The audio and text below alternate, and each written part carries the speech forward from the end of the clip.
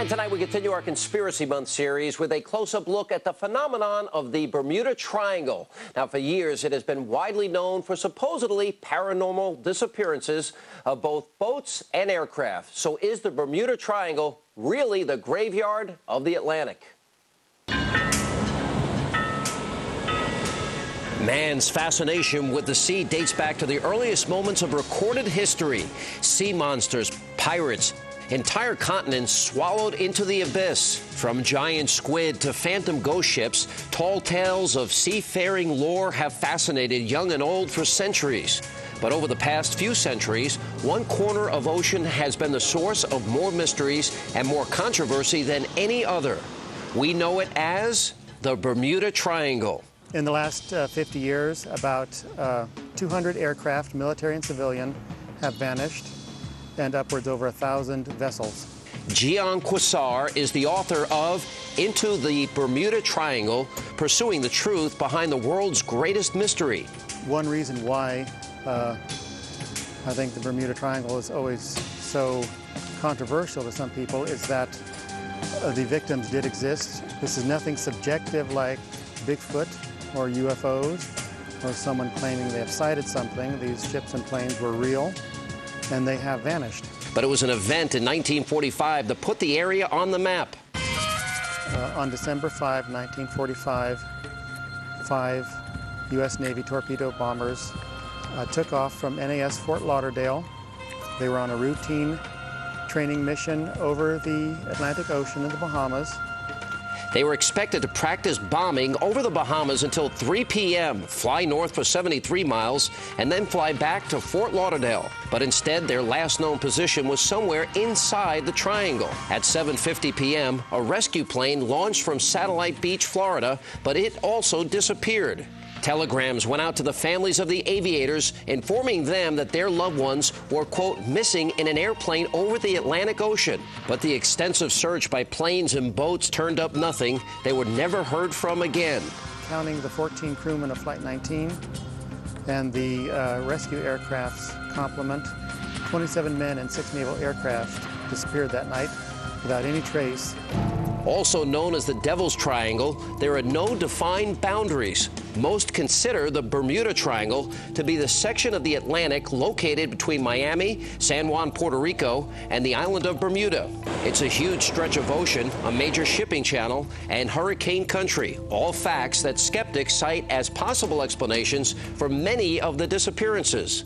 But many who have been through it swear of mysterious happenings and unexplained instrument failures. Bruce Gernon has been flying small planes since the late 60s, but one flight more than 35 years ago still has him rattled. I was returning from Andros Island in the Bahamas. It was on December 4th of 1970. The weather was perfectly clear, except there was this odd-looking cloud right in front of me. Bruce says as he tried to fly over the strange cloud, it engulfed him. I was traveling at 110 miles an hour, and this cloud was going much, much faster than I was going. And then it caught me and I went inside it. He broke through the cloud only to be confronted with another massive one in front of him. Now, it was built up to over 40,000 feet.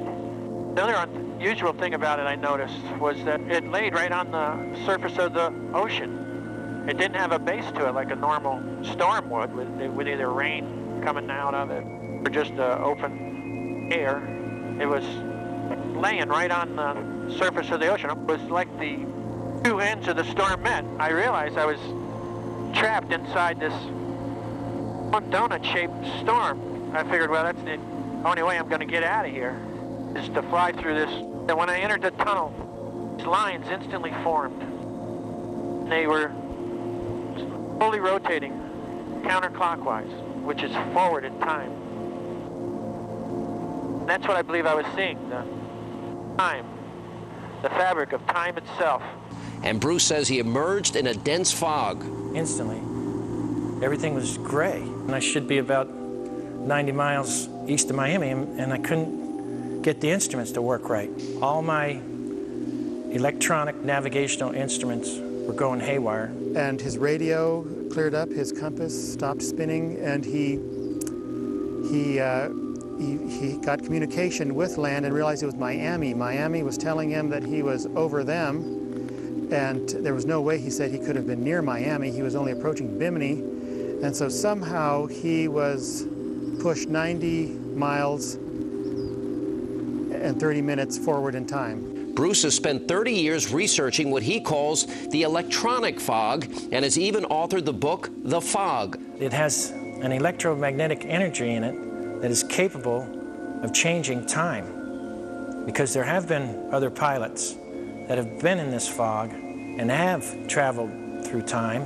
I've studied this, and there's some pilots that go through this, and they usually end up making a series of about 6 turns and then end up into a graveyard spiral, because I believe this fog can actually induce spatial disorientation. People prefer not to believe it's possible that all these people, ships and planes, can simply vanish in such a heavily traveled area and leave no trace, electronic or physical. And that is the enigma of the Bermuda Triangle.